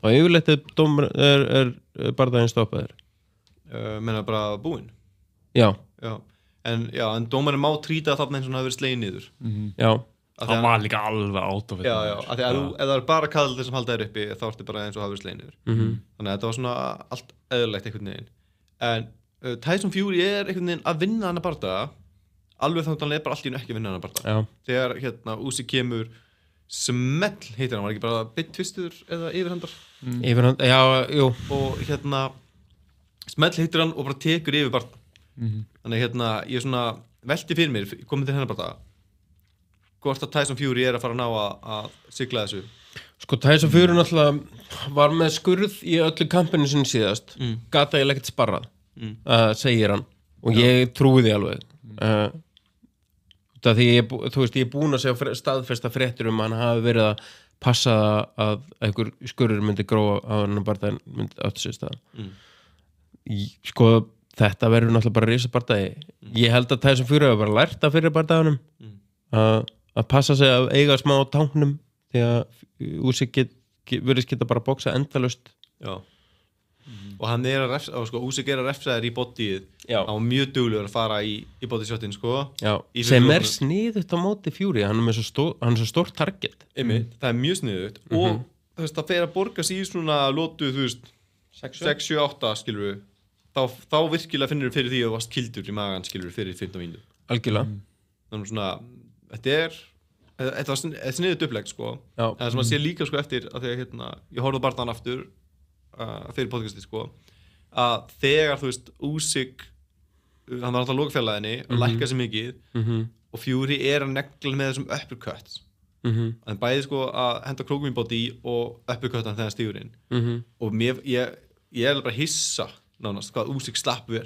já, út úr þessum sóknum sko. já þannig að svona Það er sammála, það var, þú veist það var alveg ástæð til að hafa rematch já alveg full ástæð til að gera rematch einmitt og þú veist ég heldur að Fury taki þetta núna persónulega, ég held að hann hafi lært á síðasta bardaga bara þegar hann er klókari bardagamaður heldur en fólk gerir sig grein fyrir já fólk gleymir ofta að hann var nobody þegar hann vann Klitschko sko og hann bara vann Klitschko öruglega já en sko en á saman tíma sko finnst mér er þessum Fury sem orðin svona pínu tæpur hann var tæpur og hann fannst þinn Ngannou já, var það ekki bara kæruleysi Jú, og Kæruleysi hann var eða eitthvað strax annað, skilurðu. byrjar að tala um Usyk borðnaðan sko, þú Já, veist, já, já. leiðin inn í hinn borðnaðan en ég bara velti mér sko en þú veist samt sem aður tæpur já, og bara þú veist er hann bara að vera kjáni eða þú veist af hverju er hann alltaf svona tæpur í þessum börnum það er bara góð spurning ég held að heldur þetta að nefanleika menn í dag tapi svolítið á því hvað er svona á toppnum, hvað líður langt á milli bardaði þetta er bara einu svona ári sem ég keppa max já, 2 ári núna já, það er bara því hann tapaði ef það er svo 4 unnið þetta það hefði aldrei rematch fyrir næsta ári aldrei nei, sko, þetta var alltaf hugsa sem 2 bardagar, sko þú veist, það var alltaf já, en ef það er svo 4 unnið þá hefði aldrei verið rematch á þessu ári bara mennir að það hefði beðið lengur já, þeir hefði beðið lengur ég er alveg viss eða það er rétt það sem að hvað sagði það var einu svona ári því að þú eini bardaðinast Fury í fyrra er Ngannou bardaðin sko best bara einu svona ári 2 sem núna en þeir sögðu með þess að áðurinn að vera tilkynnt úrslit sko í síðasta bardaða sjáumst í október já, ok og nú er komin október já þannig að ég held að það sé rétt að byggja sko það hafi verið samið 2 bardaða fyrir en það sem var hins vegar geðveikt er að ef að Fury vinnur þennan bardaða og fá hann trilógíu já, fá hann allir belti inn og trilógíu það var geðveikt þetta er líka bara svo skemmtilegu bardaði að horfa þetta er svo mikla andstæður sem er að keppa þarna mér varst það svo geggjað að síðast sjá svona lítinn snarpan cruiserweight gaur já, hann er ekki á móti gaur sem er bara 2 metrar á hæð og 150 kíló algjör bolla einhvern veginn þetta er bara eins og bara eins og fótboltabulla sem býr í hjólísi hann er svona staðalímið að því þetta er bara eins og kartabla með eitthvað tannstönglega ég skil ekki hvernig Fury er svona góður boxari sko en ég meina að Kolli var búinn að sparra við hann og sagði sko hann væri mikið eftir svona skrítin takt þú veist það væri bara skrítin taktu við hann sko og hann var ekkert hissa af hverju menn eiga svona erfitt með hann en ég skynja svona á Kolla að svona þú veist þegar svona bara once you know skilur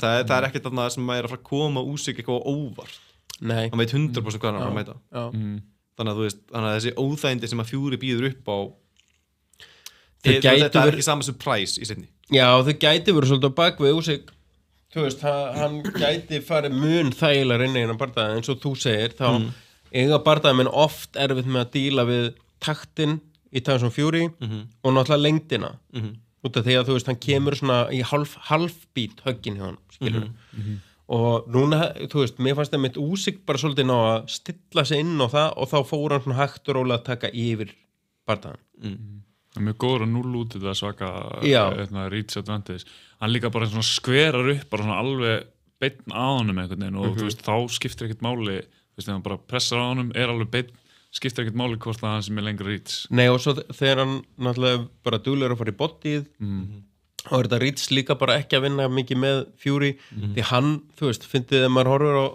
gamla bardaði með honum er hann rosa mikið að vinna með það bara halla sig aftur á bak og svona púla þennan gaur og gaurarnir ná ekki sko. Þú veist, hann er bara og svo kemur hann tilbaka með eitthvað svona beina stungu ekki einu svona fasthögg og hann tekur svona 3 skref til hlýðar og breytir engul og þá þurfa hinn að resetta þetta er svolítið bara aðferðafræðinans Fury finnst mér með því að hanga mönnum til að þreita þetta er svona það sem að reddar Fury í flestum barðum hjálpa honum en Usyk bara fann laust gegn þessu hann leyfði honum ekki að hanga á sér hann var ekki að bera þyngdinans Fury allan tíman eins og hann leit til dæmis Ngannou svolítið bera sig bara og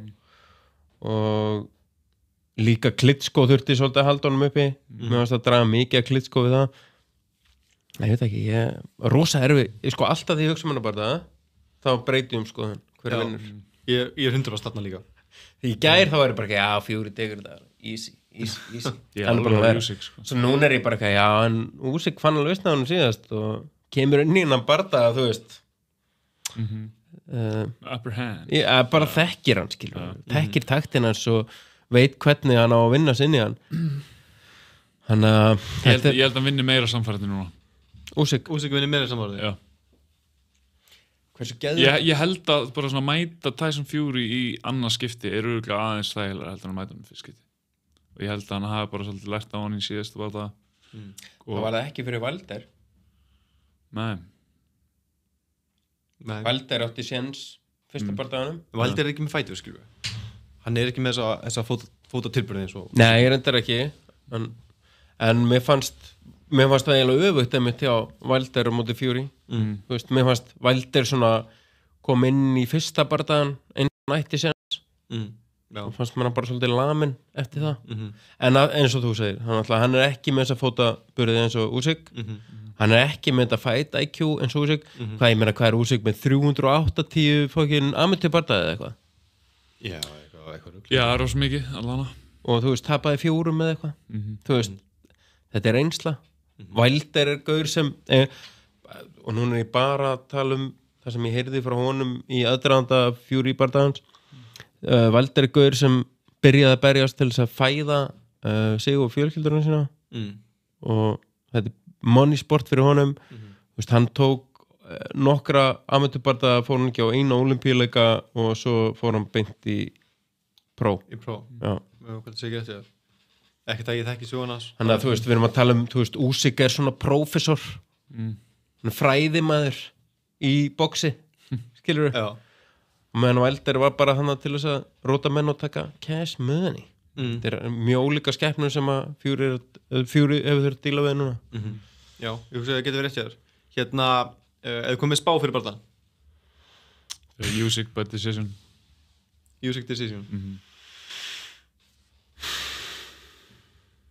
já, nú þarf það að hugsa þetta er bara erfitt því að hérna, hefur spurt mig í gærkvöldið þegar ég sett Fury já en þú spyr mig í dag þannig að ég segi Usyk split aftur Usyk split já. Þannig þeir eru báðir á Usyk-listinni já og þú? Ég segi hérna ég ætla að vera sammála Fury og segja að hann hafa fengið þetta á split decision að því það er stríð í Úkraínu en menn eru svolítið þeim er minna andum það núna einhvern veginn já, fólk er minna pæli sko. það koma jól og svona jól og þú veist Ísrael Gaza er byrjað og svona þannig að menn eru meira pæli því þannig ég segi the winds have changed já, og svo Tævan að fara að bætast í hópin þá voru allir búin að gleyma Úkraínu sko. já, og allir Tævan bóksarnir fá allir split decision jeps. já, þetta er geggjað þannig að hérna, ég segi Fury by decision hann vinnur split eða unanimous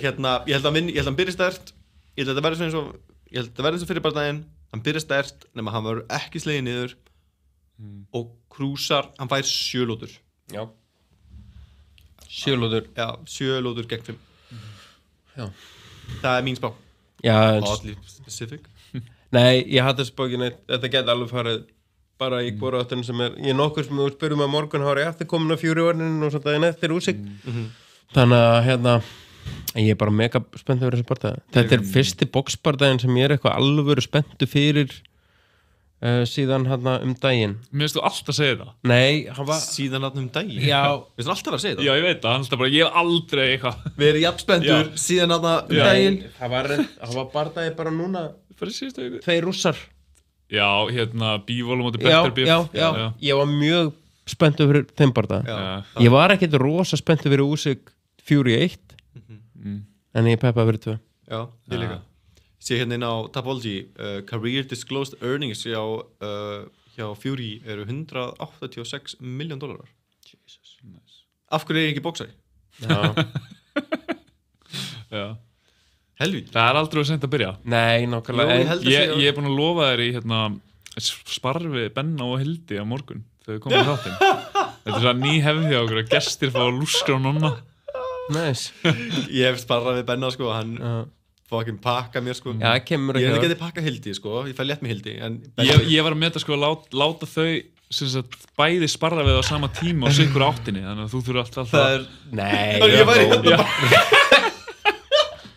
nei, róleg sko nonni á ekki breykið í sikurleik en þess að væri það bara að fyndi já, hérna nú verður þú að hætta að lofa svona upp í ermina mér alltaf nei, mér finnst þetta reynda skemmtilegt ég held að þetta með rótir þessu sko nei, miklu skemmtilegt þetta er svona gimmick eða nonna þetta með rótir þessu það væri þú að fyndi gimmick sko láta þau sko svona promo fyrir þáttinn já, láta berri með þig já, veistu það svona ég á náttúrulega alltaf eftir að hitta Stjána Stuð sko já, einmitt viltu senda hann kveðið hérna í benni? Já, bara ég býð heima. Ég búinn að gera dýnur í stofu og þú veist, bara Það flaskið ykkur kommenti Ég myndi ekki taka þessu bóði, Kristján Ég er nýjöfgjara íbúi með dýna á gólfinu og ég er með myndavél búinn að segja gott að glíma Þannig Með jafn mikið baby-lotion og P. Diddy Já Gott í þín að þröngast á spandexu Ég býð eftir í hafnafyrinum Ég er bara búinn að bíða og þú veist, það er bara, nei Það skilja þetta Kristján sér ekki mættur Heiðar búinn að lotion og sér allan Ég er alltaf lotion Ég var hann mótnan á lotiona mig upp Já, það skipt máli að vera með gott hérna svona skin routine Yep, Ég er 35 ára kallmaður í tilvistarkreppu Ég fæ mikið af svona svona recommended á YouTube svona skincare Nei, bara svona hvernig á að hægt að vera ógeðslegur svona vídeo, svona konur eitthvað sem með svona 10 mínúna segment svona hei, þú þarft að taka til í andlutinu þú veist, hérna er aðferðinni sem þú þarft að vera með skilur og það var eitt af því svona skin routine og farið í ræktina og svona Það er eitt sem ég hef lært í lífið mínu aldrei að taka leiðbeiningar frá konu hvernig þetta koma fram við konur sko Nei, já Heiðar fór þetta hálun í sinna í podcast Nei, þetta er bara satt sko Já, þetta er bara eins og með gaura ef þú spyr gaur hvernig konu vilt í lífinu þá verður hann að tella upp 45 hluti og nánast undantekningarlaust er næsta kærastan þeirra með enga af þessum 45 hlutum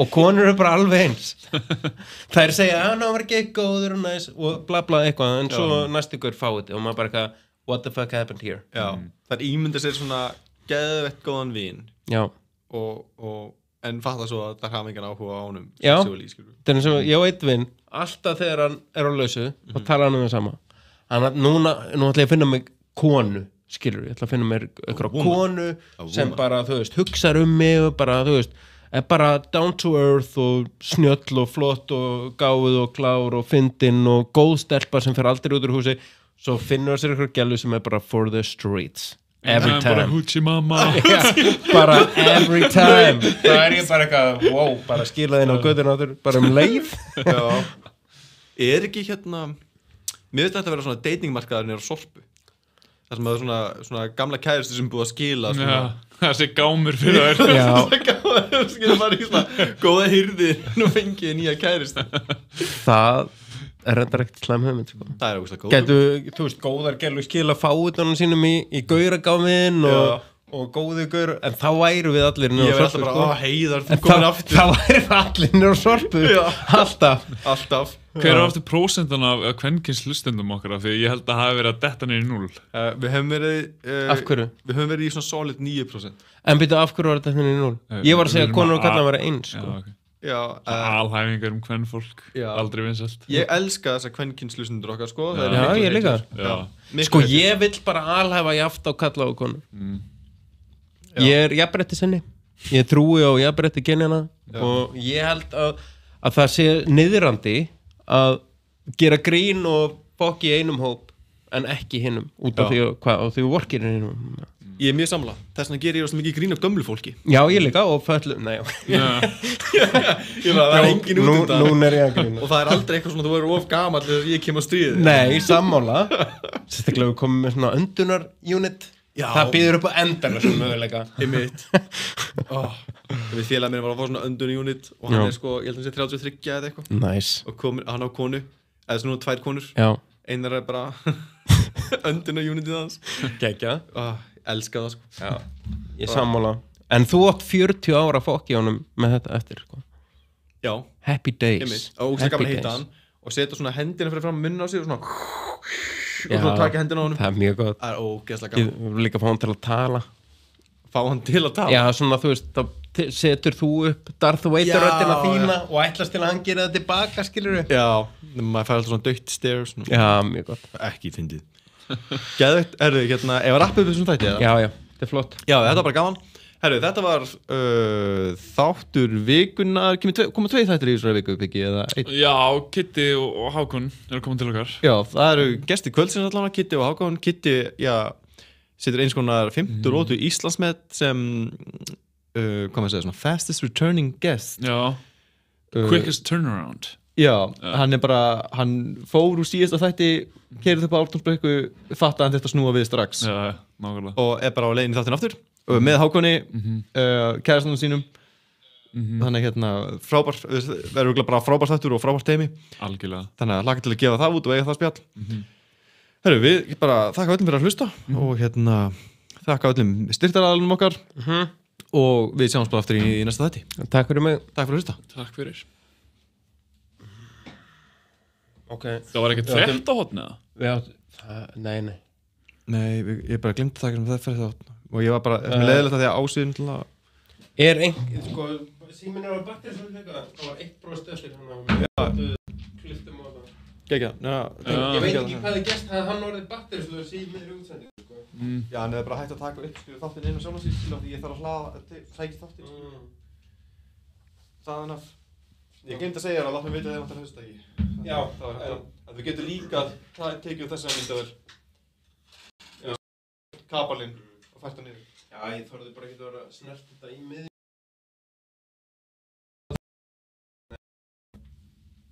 Hvað hérna? 1, 2, 3, 4. Ég ætlaði hérna bara að sýna þér það svona í þetta.